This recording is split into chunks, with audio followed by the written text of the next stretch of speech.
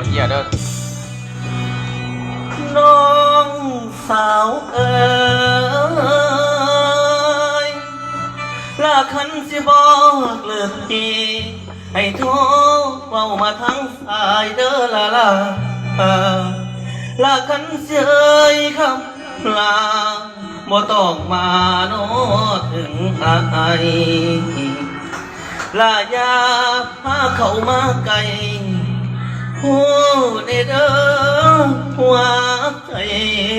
บางคนตายมันอ่อนแอ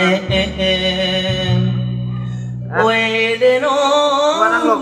ให้ดูตนไอ้แน่อันลูกเคยจะมา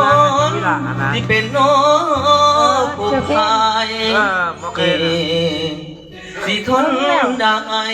มันบอดอ่ะเป็นอะไรละน้องเด้อเรื่อยๆเลยบอดอะไรเด้อนะเด้อมอมันคนใส่แน่มอคนเรียกเขาขายแล้วมาเด้อ4 ปีบริจำไม่เธอหนึ่ง4 ปี 5 ปีแล้วได้นี่วิดีโอเว้ย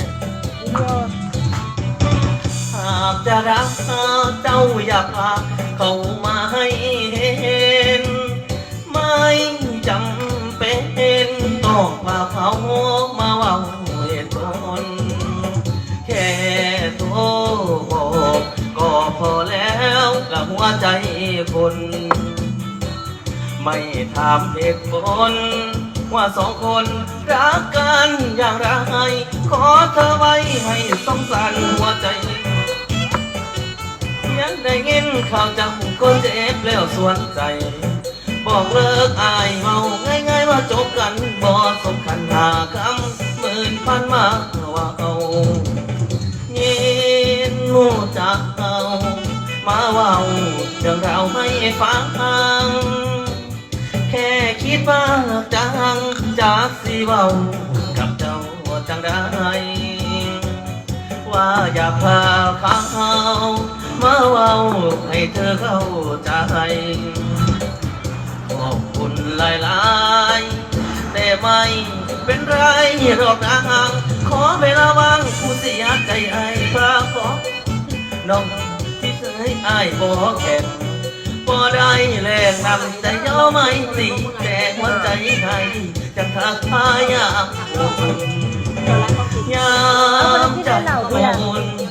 อายบ่อยากสิเห็นหน้าเขายานหัวใจเฮามันสิกันน้ำตาบ่ไหวบ่เป็นหยังดอกเพียงคิดอยากหลอกก็ดีใจหมดความหมายแค่นี้ก็ดีมากพอยามใดพอเสียใจจังแม่กันแม่เข้ามาแค่ก็ดีและสงสัยบอกเลิกอายเขาง่ายๆว่าจบ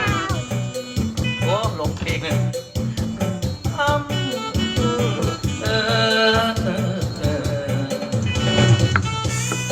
อายุพอได้บ่นี่ได้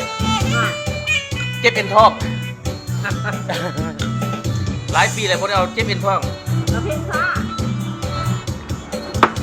าเอา